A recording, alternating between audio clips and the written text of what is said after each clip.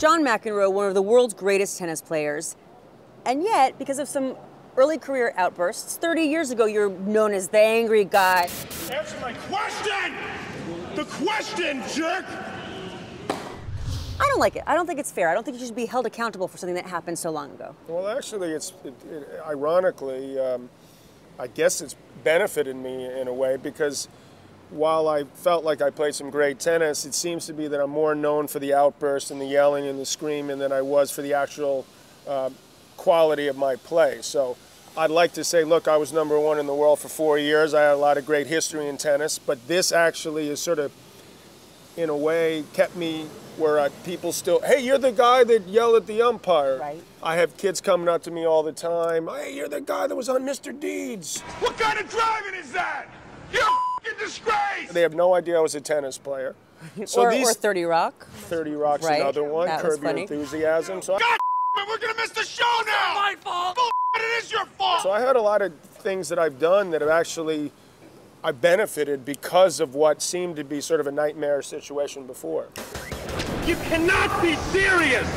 That ball was on the line! Do you feel like on your headstone it's going to say you can't be serious? Yeah, I do. What would you like it to say? Well, I don't mind it. I mean, it's turned out to be sort of funny in a way. For the one time I said In it to sort of 1981. Have you tried to trademark it?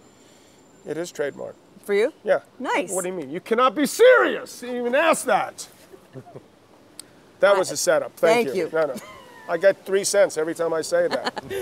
Here's what's so interesting about anger. I'm a pretty angry person, and I'm always told anger is bad. You know, you shouldn't be angry.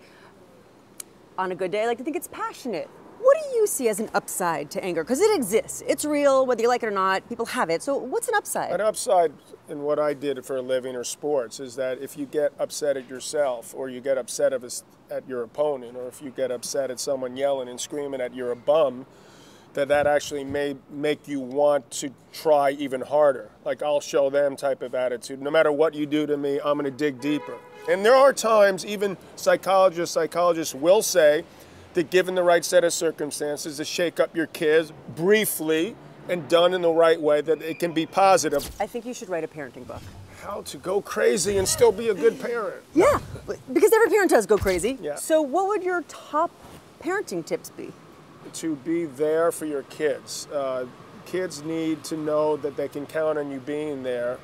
I think that's the biggest thing, and obviously loving them so that they feel secure. I mean, there's a couple basics, and after that you hope and pray. I have to say, I was thrilled to hear that you were coming to Stoop, because I just watched the most beautiful documentary, Fire and Ice. I'm very proud of it.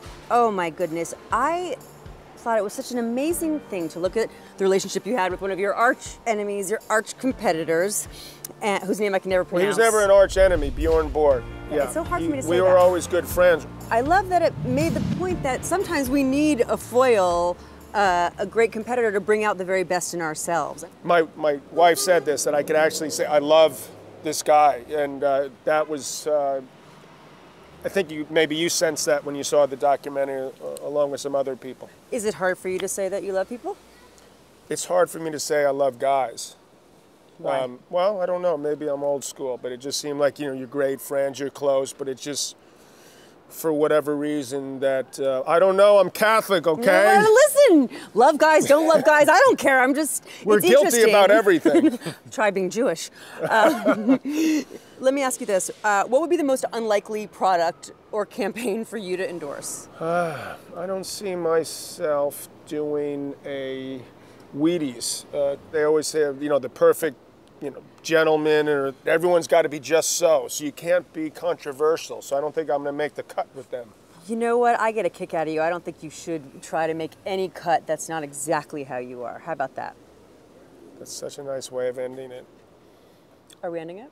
Oh, I thought, Well, cheers. I sensed. To the angriest people ever on television. Okay, close your eyes, because this thing's going to break. You ready? Ah! God! Take that.